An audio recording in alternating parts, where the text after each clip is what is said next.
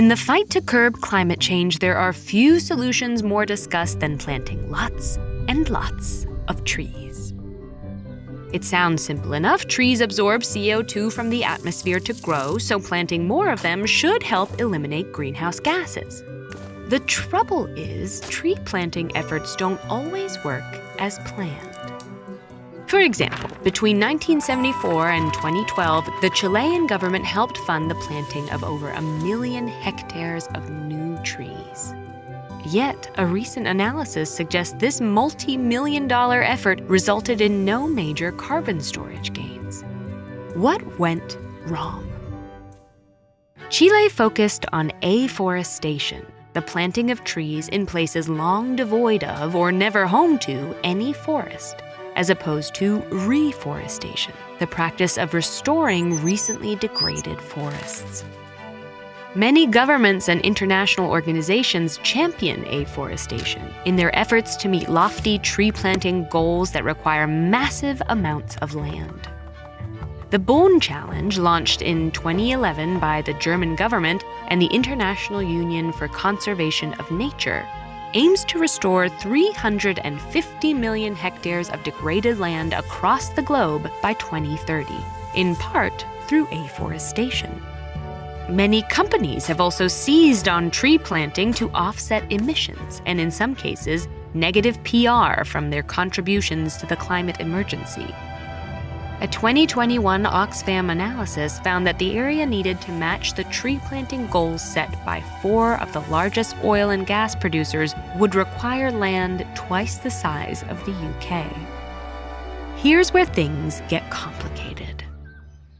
In order to be a long-term carbon sink, trees need to grow to maturity and stay put.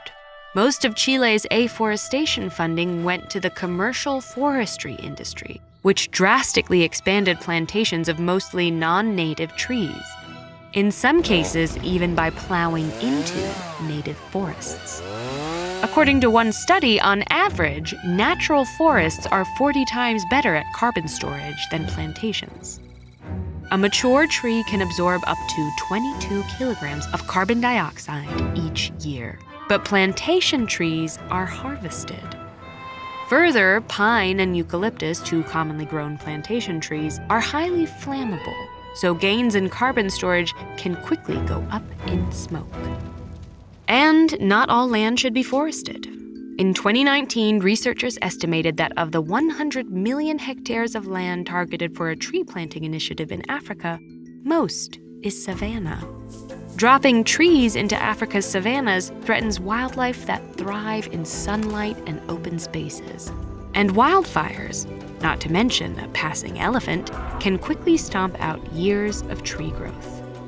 Meanwhile, a savanna's natural vegetation tucks most of its carbon safely away below ground, where it's protected from fire and hungry herbivores.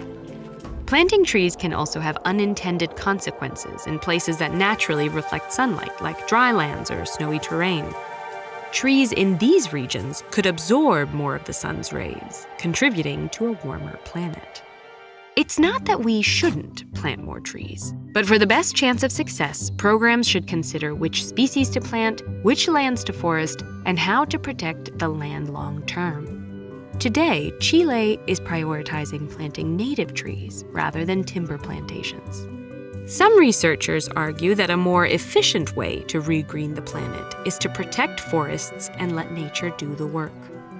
On recently deforested land, seeds wait in soil and new sprouts grow from old stumps. As time passes, birds and winds deliver seeds from forests nearby.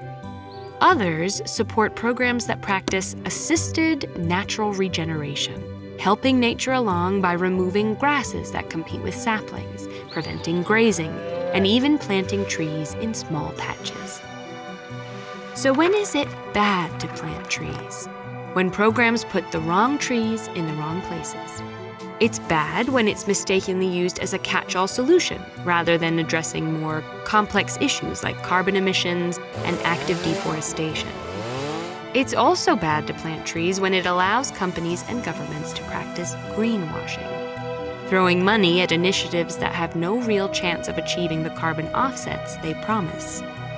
The best investments in a greener future are to cut carbon emissions while protecting these forests from being destroyed in the first place. In 1815, a volcano erupted and a year without summer ensued. Find out what we learned that fateful year with this video. Or for a list of the most impactful next steps both you and your community can take to ensure our planet's future, visit ed.ted.com/earthschool.